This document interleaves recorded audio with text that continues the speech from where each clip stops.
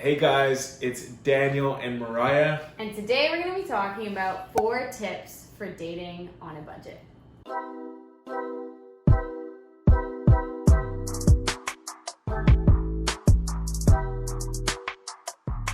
We're really excited about this topic because it's been curated.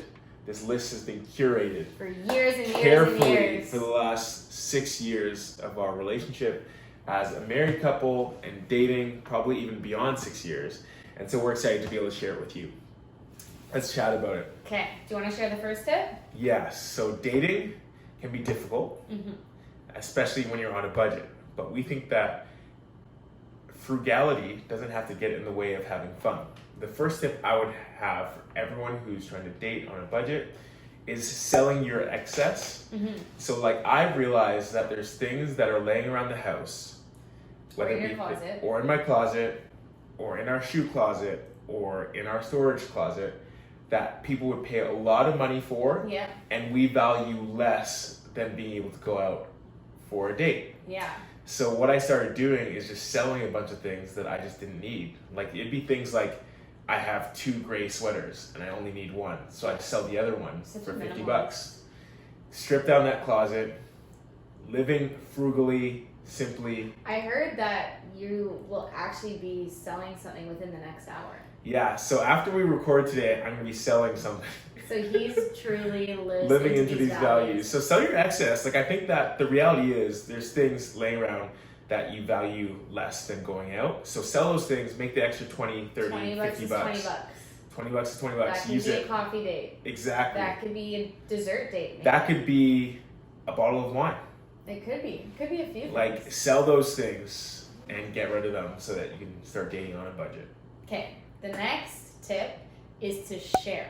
Yeah. So something that Daniel, you and I do a lot. This is one of our favorite hacks, by the way. This is one of our favorite hacks. It might not be that revolutionary, but It we isn't. feel like it is. It isn't. It isn't. Everyone's gonna be like, "Oh, this is all lame advice. I've been doing this for So years." when we go for dinner, we typically share Yeah. a main, and then we'll get like an extra side of fries, Yeah. or extra side of your favorite mashed potatoes, Yeah. or an extra side of something, so it's like feels like enough food. And honestly, like we're kind of okay with going out for dinner and not being like so full to the brim. Yeah. And it also works because I eat less than Yeah. you do.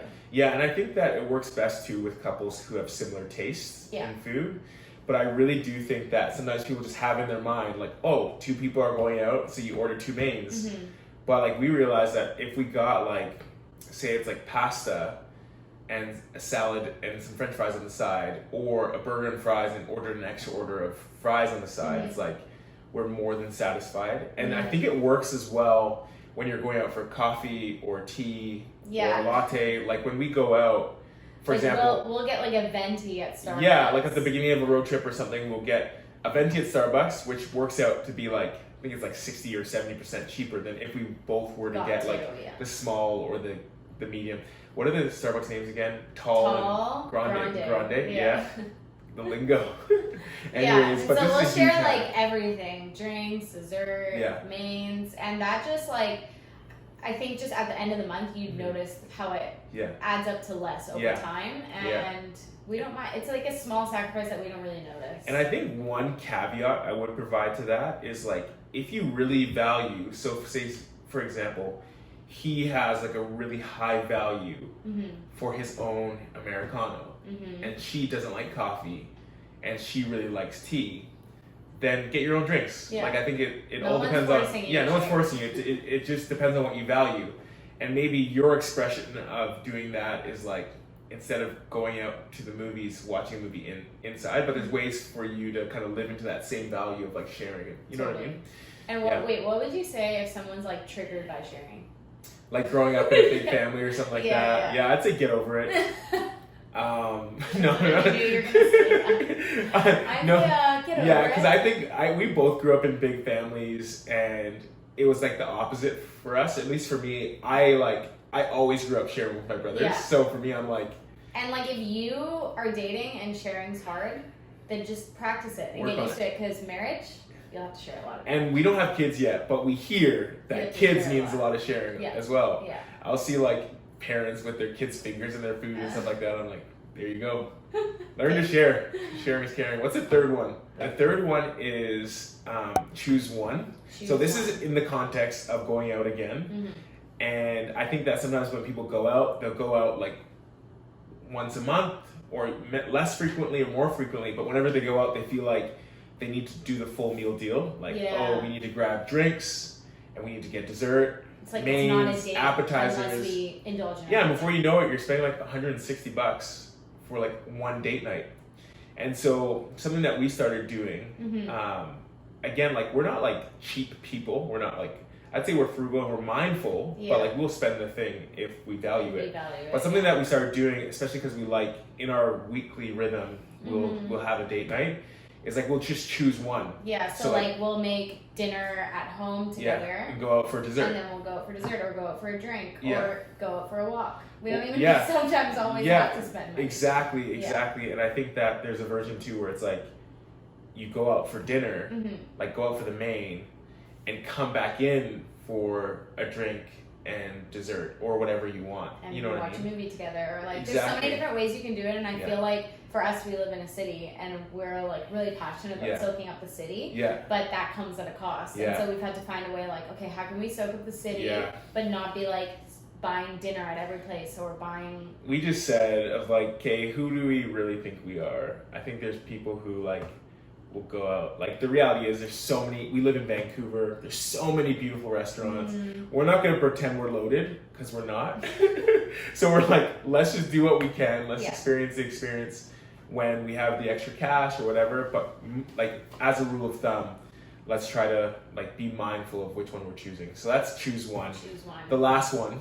This is a good one. I really like this one. Spend to your values. Yeah. And that's just like what it sounds like. Find out what you guys value as a couple. So that could be like outdoor experiences like hikes or camping, or it could be like fine dining, or it could be like adventurous things. Yeah. And channel your money in that direction. So like, you want to mention some of the things that we value? Yeah, so we value experiences, we value relationships with people. Yeah. So we'll spend the $150 to go out with family for a nice dinner. Yeah. But we would also like strip back in certain other areas. Like we haven't gone to a movie for like years because we'll just watch something inside. Yeah. Or we'll actually I can't really say years. It's been a while since we've gone through. We don't go often. Yeah. We don't really buy tons of clothes or like shoes like. Because it's not like because it's not within that value. Yeah. Yeah, like so you just gotta choose what you value. Some people do value clothes because that's the way they express themselves and they're super into fashion, and like that's totally fine. Yeah. But you have to, I feel like you do have to really refine that list because if you don't, you will catch yourself spending. Yeah, and make sure you're on the same page about it. Yeah. Because there's different things that you will value in a relationship, and just because, for example, say Mariah values something more than I do, something that I have to realize is that I can't moralize my value. It's like, I can't say, oh, what you value is less important. It's just like, no, let's just agree on, okay, for this weekend, let's lean into something I value. And then for next weekend, let's lean into something that you value. And that really works towards developing like a healthy rhythm where it's like, we're spending well in a smart way while also being able to be frugal in ways where we both agree. Totally. Kind of thing. And like these 4 tips aren't anything out of the ordinary or anything crazy, but so much about being good with your money and saving is just being intentional with it. Yeah. So just knowing where it's going and what you're giving it to. It's so true. And don't give it to like, in a sense, I blame social media a bit because sometimes you'll watch these like influencers online and it's like, from like 7 a.m. when they wake up to like 10 p.m. when they go to bed, they're like spending on all these different things. It's like, why do your running shoes always look so brand new? How can you afford like an espresso in the morning at this niche coffee shop, then brunch at the best place in town, then lunch, then afternoon cocktails, then you know what I mean? It's just like all these things that people are selling like as an image that's not actually realistic, or they'll be in debt. You know what I mean? So I think people need to free themselves from the like, oh, I need to be experiencing everything and then curating this lifestyle that that my bank account can actually support. Yeah. And maybe your bank account can support it, but you're just not saving as much because you haven't actually chosen how do I want to spend my money. 100%. Well, we hope you guys enjoyed these 4 tips. If you have any more tips that you and your boyfriend, girlfriend, or spouse have used, please comment them below. We'd love to hear them. Yeah, as we always say, like, we don't think that the best conversation is the one happening here, but we believe it's the one that's happening in the comments. Yes. So drop your tips below. Hopefully you can provide us some hacks for dating on a budget. Yeah, and make sure to like and subscribe because that's what you do on YouTube. That's what you do. And we will talk to you next week. Peace.